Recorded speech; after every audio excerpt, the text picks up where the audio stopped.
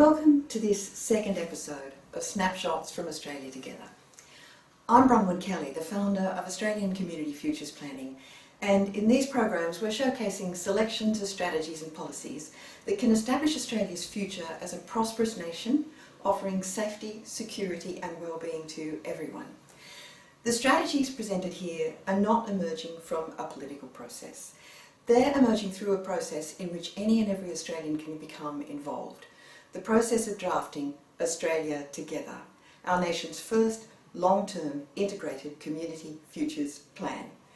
To find out more about this plan and to become involved in the open, transparent, inclusive democratic process being used to build it, visit the ACFP website at www.austcfp.com.au.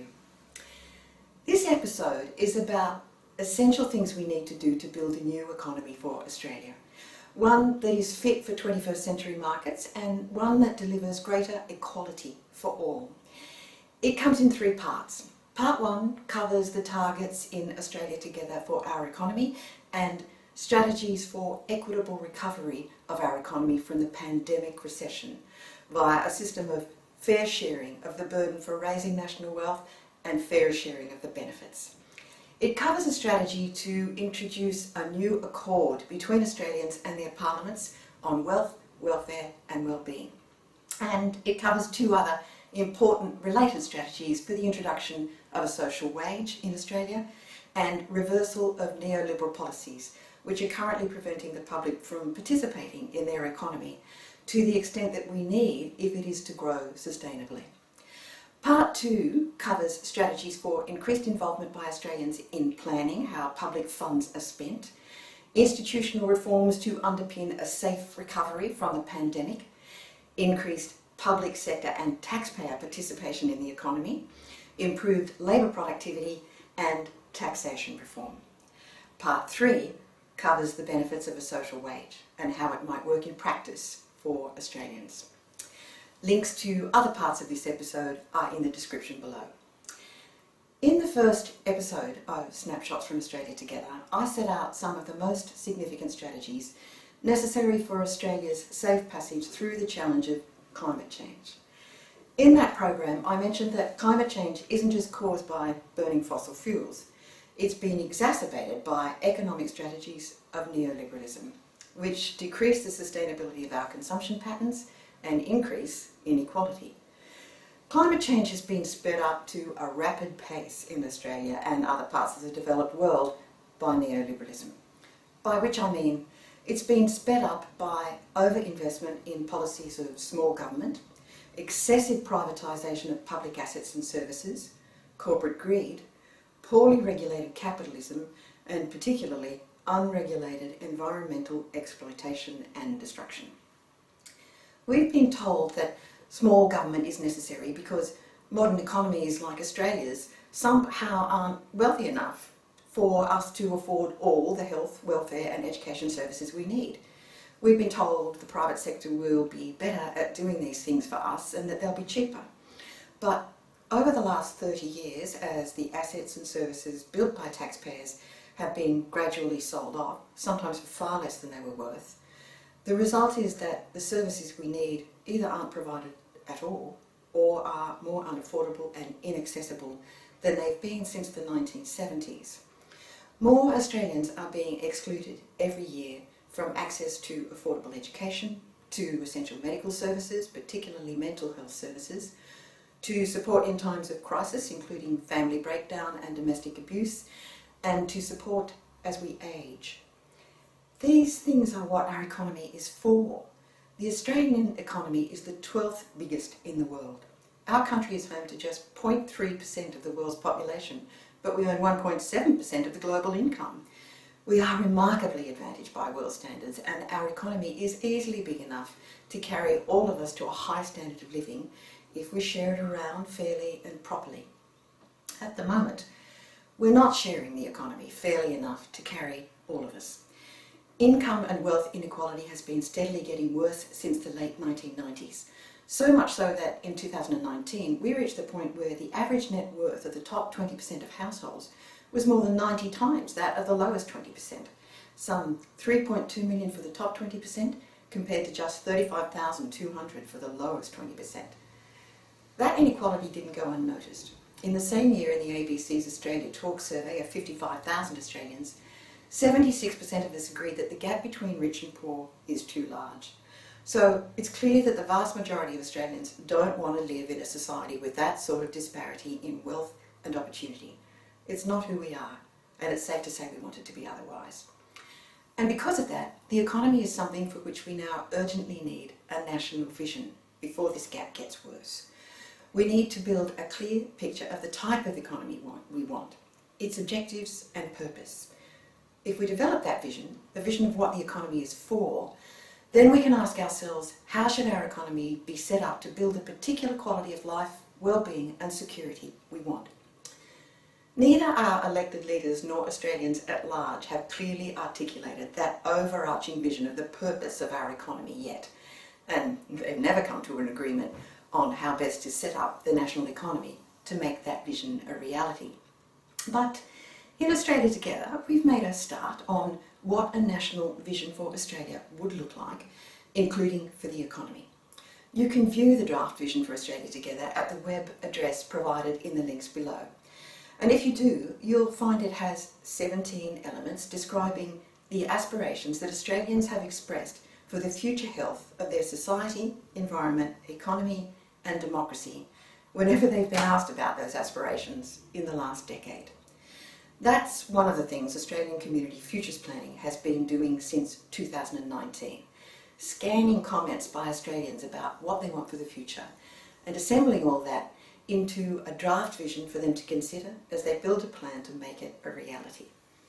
At least 5 of the 17 aspirations in that vision are about our economic future.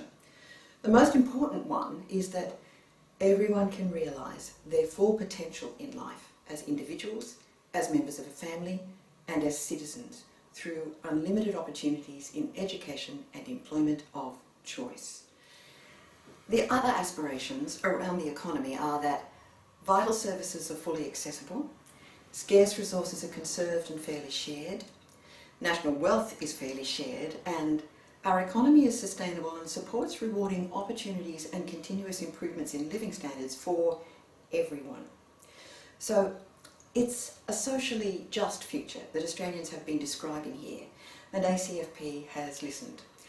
But they've also been describing a preference for an environmentally sustainable future and recognising that the natural environment, biodiversity and climate change are central to our economic prosperity. So the vision for Australia Together also includes aspirations that, as a nation, we have the courage to take a leading place in achieving the environmental aims of a global society, and finally, stewardship of ecology is affirmed as fundamental to planetary and human survival. The remaining 10 elements of the Vision for Australia Together are about aspirations we've expressed for social cohesion, equality, well-being, a healthy, open democracy where leaders respect and prioritise the public interest, and a deserved reputation for decency and promotion of peace on the international stage. Australians are remarkably coherent about what they want for the future, and the idea here is that our nation should be set up to make their holistic vision of the future a reality by 2050 or sooner. But as our economy is structured at the moment, we won't make it a reality at all, however much we might want to. Australia's economy is currently structured to rely heavily on markets that we know will collapse soon, particularly for fossil fuels. Shaped as it is, the current Australian economy is on the brink of failure. If you'd like to know more about this, you can view episode 5 of our series on the state of Australia in 2020. That episode sets out the facts of how our economy is in decline and what's causing it. It's clear that this economy is on its last legs, and that in any case it can no longer carry us towards the things we can and do aspire to in a vision like the Vision for Australia Together. In fact, the economy is currently set up to push us in the opposite direction. It's set up to constrain the contribution that the public sector can make to the economy. This is a constraint which makes no sense, since the public sector, that is, the taxpayer-funded sector, generates 25% of the nation's GDP. It's the biggest single collective participant in wealth generation, but we seem to have concluded it should be smaller if our economy is to grow. This defies both logic and the facts of history, which show clearly that in the 20 years to 2012, when the government sector spending grew on average by 2.6% per annum, the economy grew by 3.4% per annum. But when our government started repeated reductions of spending from 2013 onwards, the economy struggled and grew much more slowly. The restriction of taxpayer involvement reduced the size of the economy. At the moment, we have our economy arranged to push us away from the vision for Australia Together. It's set up to embed lower productivity and therefore smaller economic growth than we might otherwise achieve if we had both the public and private sectors pitching in to their fullest and most efficient capacity, and if we had all Australians pitching in at their full capacity, something they can only do with full and free access to lifelong education and employment opportunities that play to their individual strengths. Worse than this, we have our economy set up to produce the wrong type of growth. Growth which consumes too much in scarce and non-renewable resources. That's unsustainable, destructive growth. It has limits and will eventually turn fully negative. But it doesn't have to be like that. There are ways to generate enough growth for everyone to share without doing it destructively. So Australia Together aims to avoid negative growth wherever we can and to achieve modest growth but with two distinct features. First, the growth has to be generated by an economy set up to rely much less on non-renewable resources and much more on expansion of production from services that we sell to ourselves and others, like health, welfare and education. And second, the growth itself must be raised more fairly and shared more fairly. At the moment, that's not happening, as we can see if we look at where the wealth we raise is going. We can think of GDP, the wealth we raise, as a pie to be shared. The pie of national income that we all work hard to generate these days adds up to almost $2 trillion Australian a year. It's grown to 4 times the size it was in 1975. But in 1975, 62% of that pie of national income went to Australians in wages, and the share that went to corporate profits was only 17%. Since then, shares of wealth have steadily and significantly reversed, so that in 2021, only 51% of the pie went to Australians in wages, and the share that went to corporate profits had almost doubled to 30%. It's impossible to see justice in that. And if it's not corrected, it will actually build in spirals of slower growth and epic economic contraction. Inequality will do that simply because it means too many of us have too little to spend, which dampens demand, which then results in job loss, and round it goes in a downward spiral. If we're generating $2 trillion a year from our public and private sector activities, there's plenty of scope to share it better than this, and to stimulate the economy at the same time through that fairer sharing. We get bigger economies when we spread wealth around more fairly. We can also get more of the stimulatory effect we need from more sustainable use of scarce resources, from elimination of use of non-renewable resources for energy, and from a move into expanded public sector services in health, welfare, education, aged care, disability care, childcare, conservation and land care, affordable housing, and efficiency in buildings and transport. These services are considered a cost to the economy by neoliberals who hold that they should be cut to balance the books. But they all generate jobs and wealth. They are where substantial demand will come from in the future. It won't come from international demand for coal. Put these services that we can sell to ourselves together and we can boost the economy. The pie will get bigger at a sustainable pace.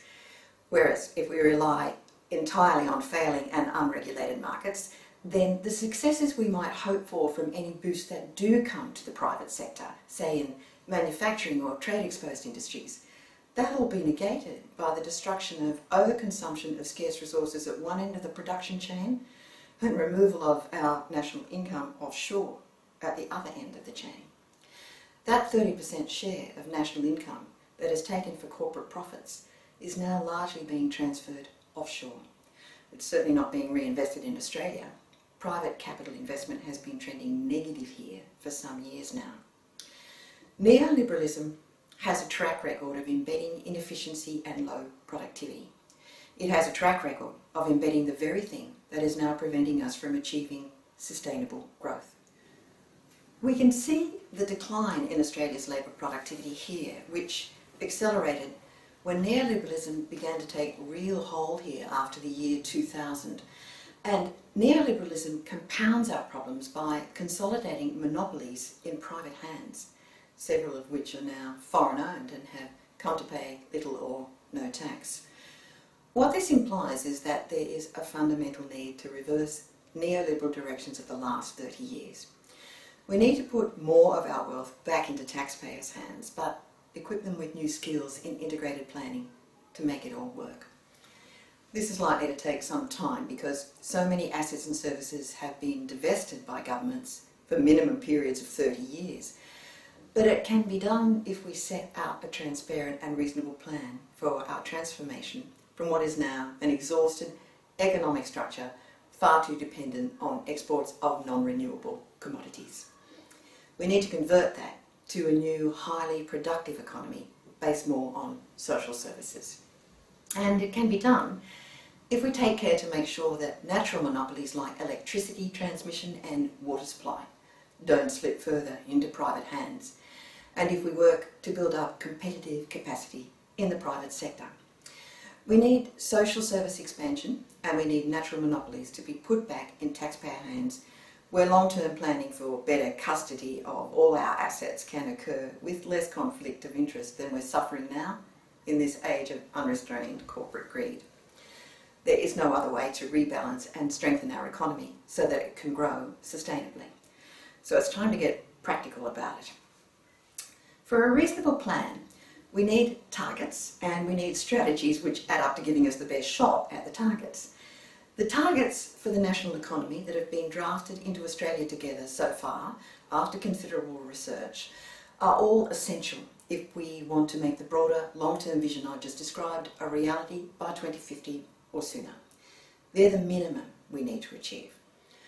Most of the targets for the economy are straightforward economic targets like targets for labour productivity, full employment and private capital investment.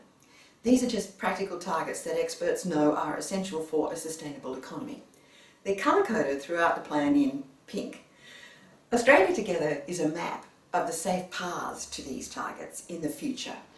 And we use colour and keywords to make it easier to follow the linkage in the plan and find the things that are of interest to you. But the paths to a great economy aren't just about financial measures, they're about people. So there are also targets about our society and our responsibility to each other that are central to a sustainable economy.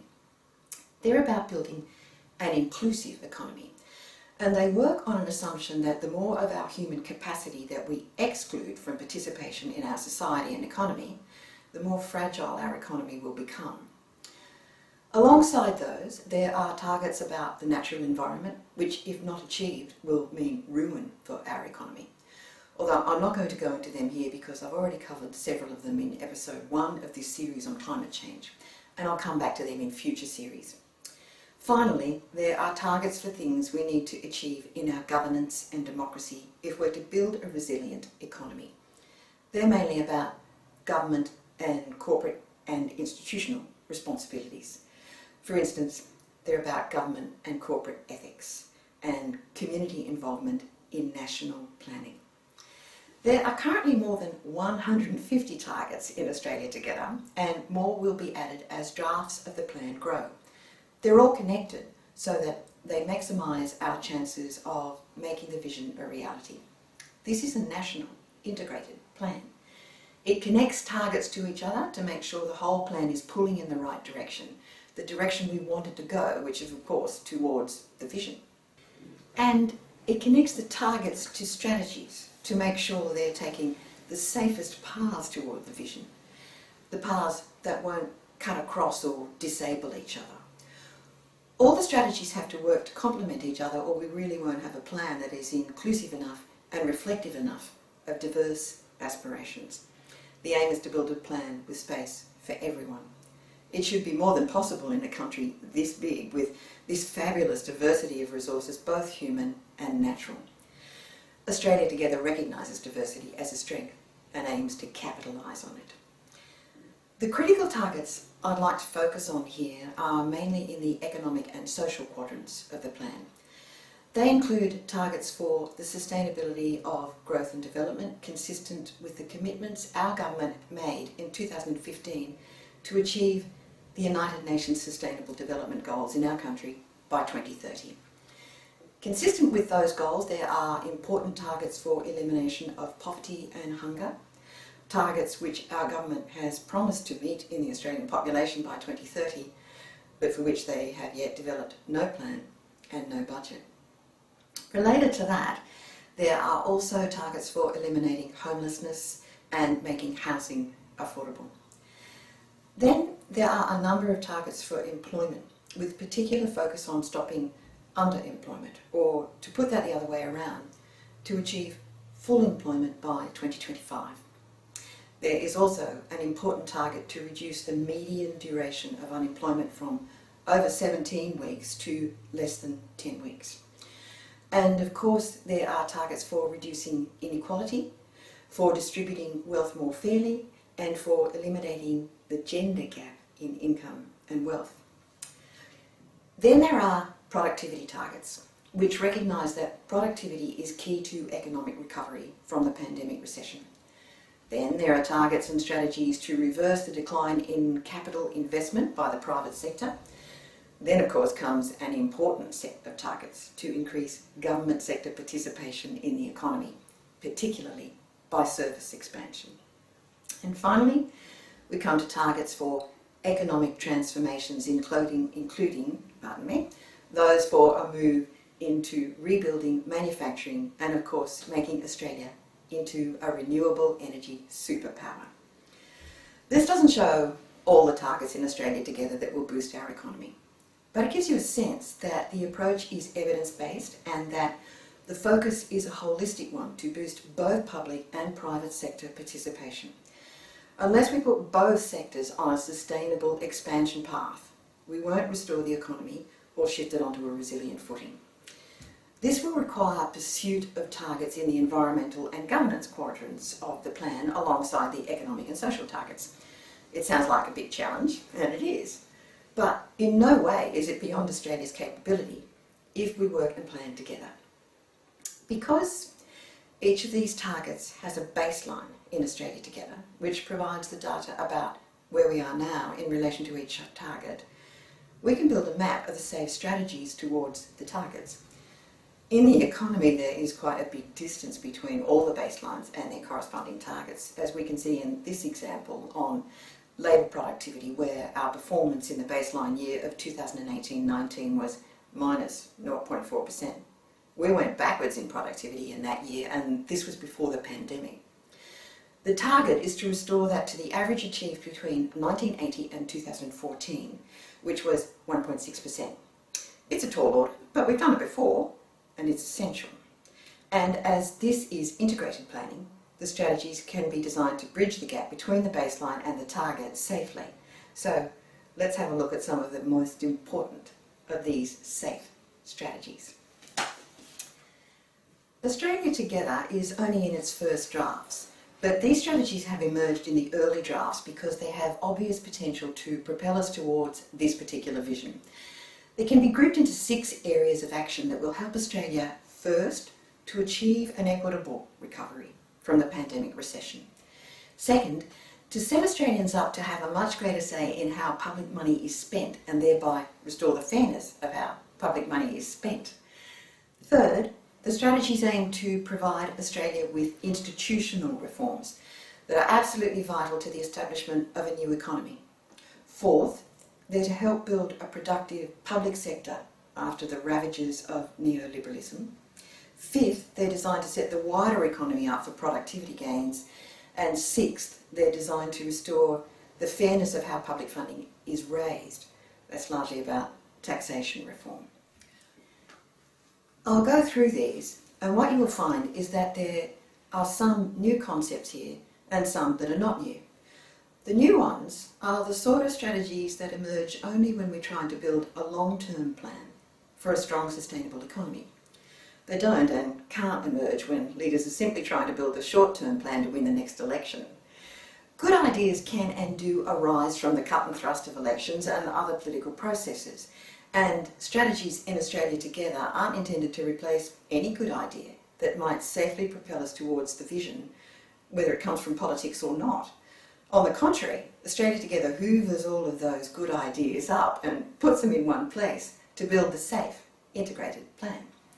It works to get them all onto our agenda sooner than many of them otherwise might if we merely relied purely on the luck of the political draw at the next election. What I want to concentrate on here is strategies that provide support and the right circumstances for any smart strategies, short or long term, that do fit with the vision for Australia Together. So I'm going to focus here mainly on the strategies in Australia Together that add to our capacity to actually achieve all those other good ideas and ultimately a safe and fair transition to a new sustainable economy. Looking at the first set of strategies for an equitable recovery from the pandemic recession, Australia Together recognises that in our economy at the moment, wealth isn't raised fairly and it isn't shared fairly either. Australians haven't been getting fair shares of access to their own money for the services they need. But more than that, they have absolutely no control over the purse strings, even though it's their money. Federal and state budgets are set every year with next to no consultation. And unless that stops, we are going to plunge further into unfairness.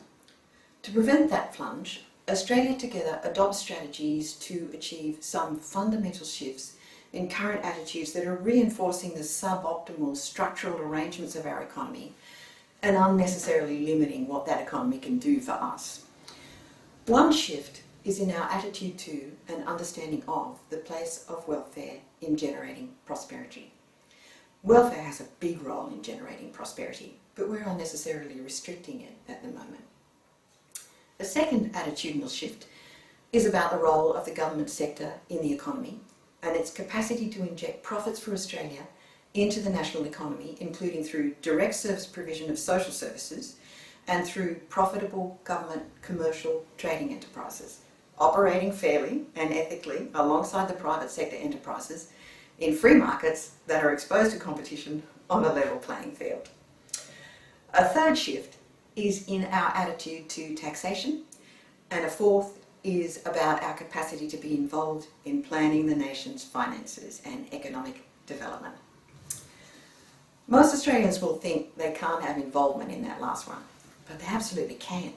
And Australian Community Futures Planning is working to give them a means of injecting themselves into the process of planning the federal budget. We have developed a community engagement process called National Integrated Planning and Reporting that any and every Australian can become involved in to have a say in planning the nation's future and in the finance that we can assemble for that future. It's a very practical step we can take to restore fairness in how national wealth is raised and shared. I'll talk more about this in part 2 of this episode. As to our attitudes to welfare, I'm speaking here of welfare in the broad sense, as the share of national income that is devoted to servicing our needs in health, family and community services, aged care, pensions, childcare, protection from poverty and protection during unemployment, sickness and disability. Under neoliberalism, we've been encouraged to view this welfare as a burden imposed on us by undeserving leaners and something that should be pushed to the periphery of our national budget. But in Australia, welfare is the job creation colossus. Our health and social services sector already employs more than 14% of working Australians, making it the biggest sector of employment by far. Nothing generates jobs like the broad welfare system I've been talking about, because nothing generates more domestic demand. And the gross value added to the Australian economy by that sector is currently the second highest out of all the sectors, exceeded only by mining. But of course, In the case of mining, much of the gross value added is heavily subsidised by the taxpayer in the first place and doesn't come back to Australians. The net value added by mining is not that great after we deduct the billions in subsidies we give it each year. We get very few opportunities for a job in mining. And because much of it is now run by multinationals adroit at transferring profits offshore, much of the gross value added by mining isn't reinvested in Australians. That doesn't mean we should stop all forms of mining, but it does make it economically suicidal to cut the health and welfare services sector and the education sector, which are much bigger employers and for which there is legitimate, reliable and heavy demand. Whenever we transfer public funds away from social services to sectors like mining and fossil fuels, which employ relatively few Australians and will employ fewer and fewer as they introduce automation and as demand drops, that subsidisation is likely to result in a drop in standards of living. And yet, that is what Conservative federal governments have been doing since 2000, pumping up the idea that we can't afford our own health and subsidising corporates to stay in risky and inefficient ventures for longer than they should. This needs to be reversed, but we need to do it using a sensible, well-integrated, long-term planning framework. That framework could be driven well if Australians were given a greater say in their priorities for spending of public funds. It could be driven very efficiently and fairly if we develop what in Australia together we have called an Accord on Wealth, Welfare and Wellbeing. The strategy for this accord is simple. It's that by 2022, the federal government would convene a process of joint development with community delegates of a draft policy of mutual commitment to the welfare and well-being of all Australians and the fair sharing of their wealth. This accord should be designed to protect and promote the economic and social well-being of all citizens by adherence to principles of equality of opportunity, fair sharing of the burden of raising national wealth, fair and more equitable distribution of national wealth raised through taxation and other investment by Australians, and public responsibility by Australia as a community for those unable to avail themselves of the minimum provisions for a dignified life. At first glance, this accord might sound strange or superfluous, but at the moment, nothing exists where we have expressed our commitments to each other on national wealth sharing, welfare and well-being. And nowhere, except perhaps in local government, have we set down the principles that governments must take into account when formulating budgets. Federal and state governments have made no effective commitments to us about equality of economic opportunity and sharing of burden and benefit. Nor have we given commitments to each other in this regard. Such a statement is not a hard thing to develop, but its absence has meant that governments are free to disregard any and every obligation to citizens, even the minimum ones like healthcare. A culture has evolved, particularly in Conservative governments, that it's okay to reduce public spending in health and education budgets and all sorts of other budgets such as environmental protection, artificially maintaining them below the minimum necessary, even though that's entirely unnecessary, because we can well afford it all. Because we have set no clear standard by which decisions on public spending must be made, we are now being lumped with intergenerational plans in which federal governments since 2015 have boasted of intentions to cut education funding as a proportion of GDP by 40% over the next 40 years, and to fund our health at levels well below the foreseeable demand and need over that period. For more information on this, viewers can watch episode 2, part 2 of ACFP's 3-part series on National Integrated Planning and Reporting. Links are in the description below. The establishment of an accord between Australians and their parliaments on wealth, welfare and well-being is a necessary fundamental change if we're to achieve an equitable recovery from the pandemic recession and the contractionary effects of over 20 years of neoliberalism. It's a paradigm shift in the way we run and optimise our democracy, and it's vital if we're to increase the control that everyday Australians have over their safety, security and quality of life. With such an accord, developed by us and then legislated, we can turbocharge other strategies in Australia together that are vital to fair sharing and social cohesion, including strategies for elimination of poverty and hunger, which are both growing in Australia, and for immediately raising the job seeker payment back to where it was during the pandemic. In other words, almost doubling it, although that particular strategy has been inserted as a kind of interim safety net, preparatory to the introduction of quite a different way of sharing wealth and stimulating the economy.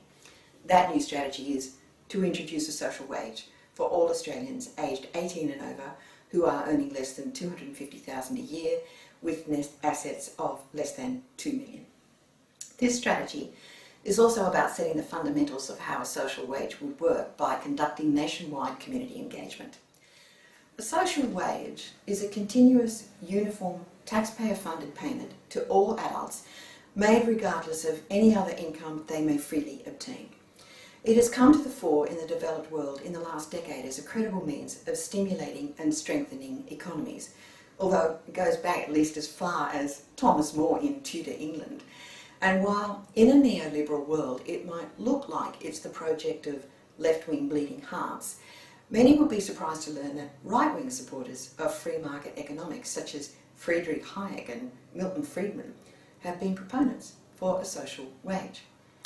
What I'm referring to here as a social wage has been variously called the universal basic income, a minimum income guarantee, a negative income tax, and lately an Australian income security. That title has been proposed by one of Australia's foremost economists, Professor Ross Garnaut, in his latest book, Reset, which is about restoring the Australian economy after the pandemic recession. If you're interested in how a social wage could be advantageously implemented for all Australians, it's worth a read. But regardless of what we call a social wage, our economy needs it, and Australians are very likely ready for it. In 2019, according to the United States Study Centre, 84% of Australians believe that the minimum wage should be high enough so that no family with a full-time worker falls below the official poverty line.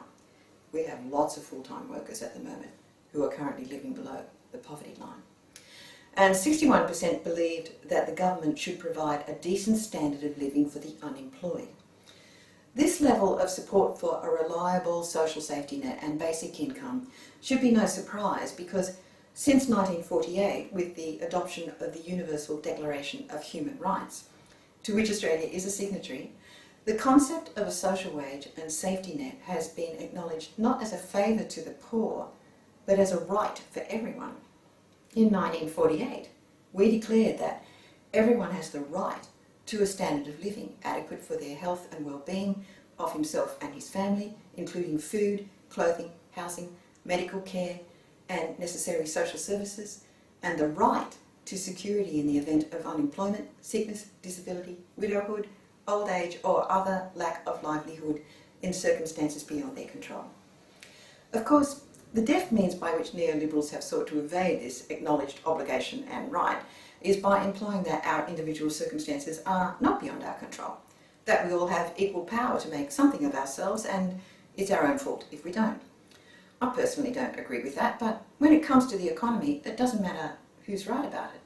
The fact remains that thinkers from both sides of politics have seen the benefits of a social wage for the economy, especially now that we have racked up a huge amount of debt as a nation after a global financial crisis and a pandemic. Both sides of the political spectrum have acknowledged that if it's properly implemented, and that would have to be in a manner that would comply with a genuine accord on wealth, welfare and well-being, a social wage can help us reset the economy to manage that debt and avoid passing on an impossible task to our kids.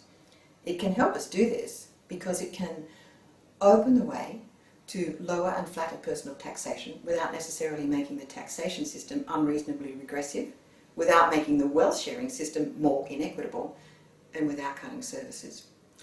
It can remove the current disincentives in our social security and tax systems that act to discourage many Australians, particularly women, from participation in the workforce because they retain more of their income after tax.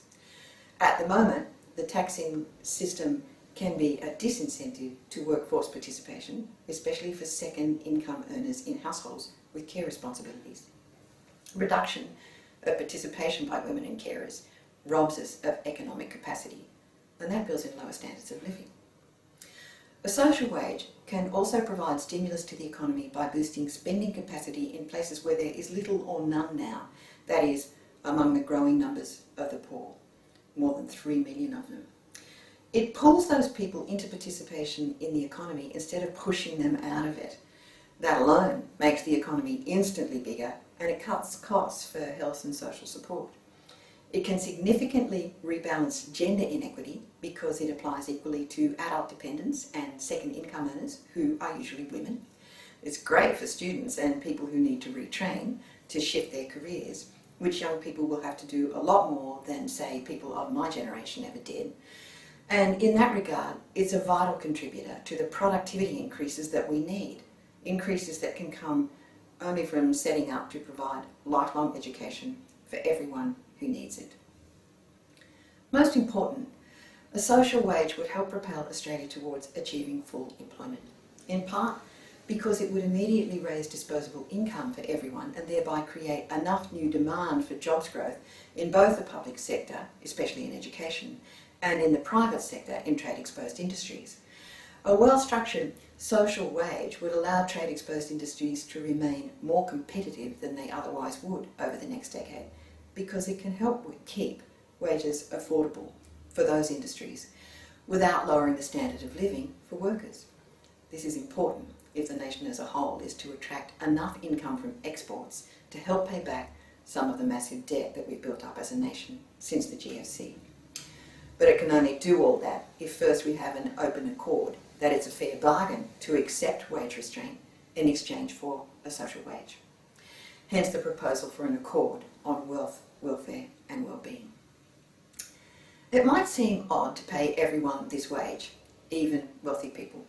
But when you think about how we have our economic stimulus set up at the moment, we put taxpayer money into the economy anyway. It's just that we put vast amounts of it in to subsidise fundamentally uncompetitive businesses like fossil fuels. The private sector certainly employs most of us, but they don't generally use us well, let alone pay us well.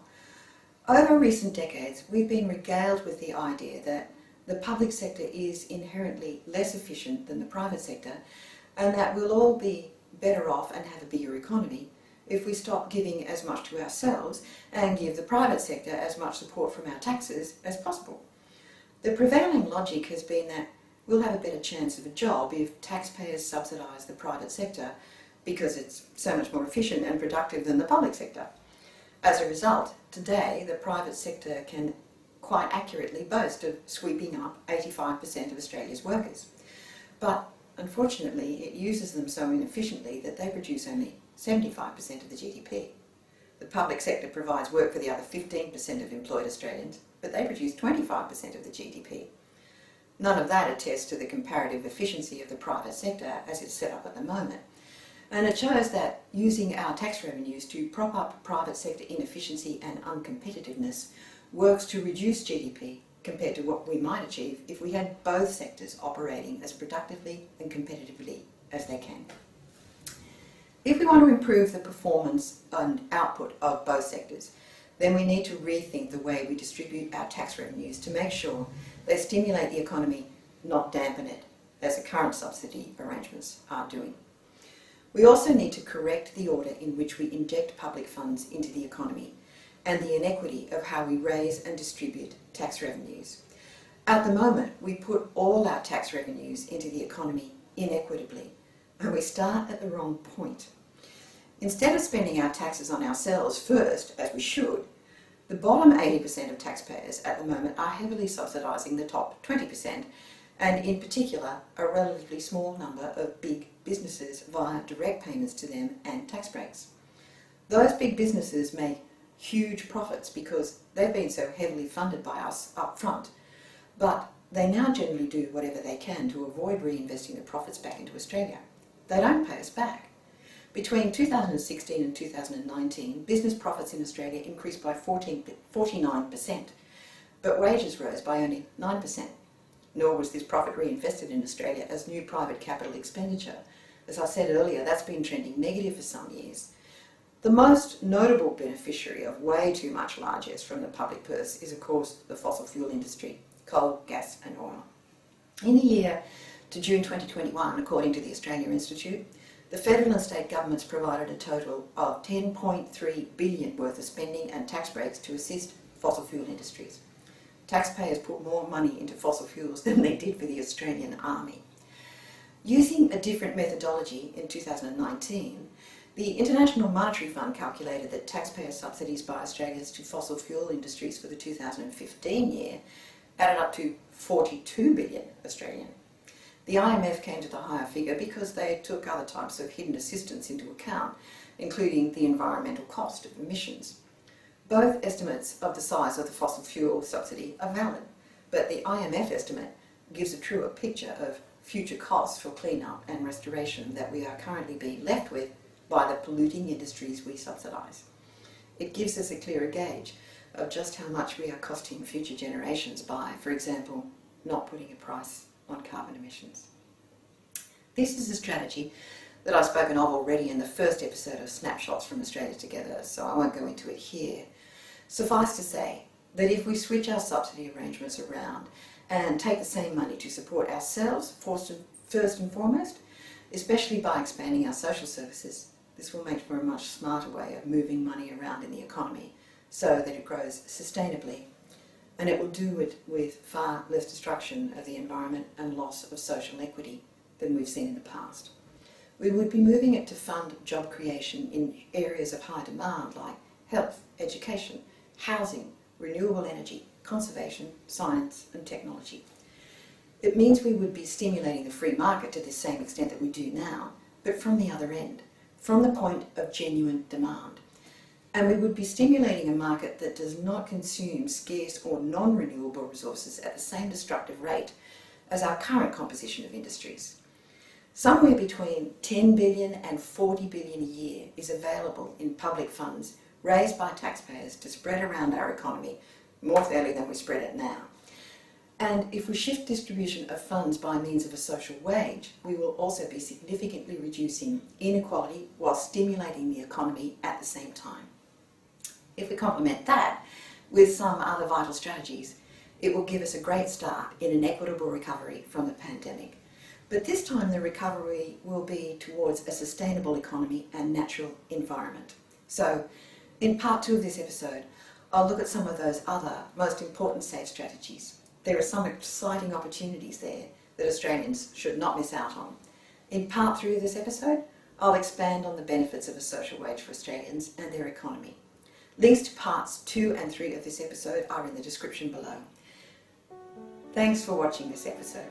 If you like this program, please click like on the YouTube page and share the program with your friends and subscribe to this channel.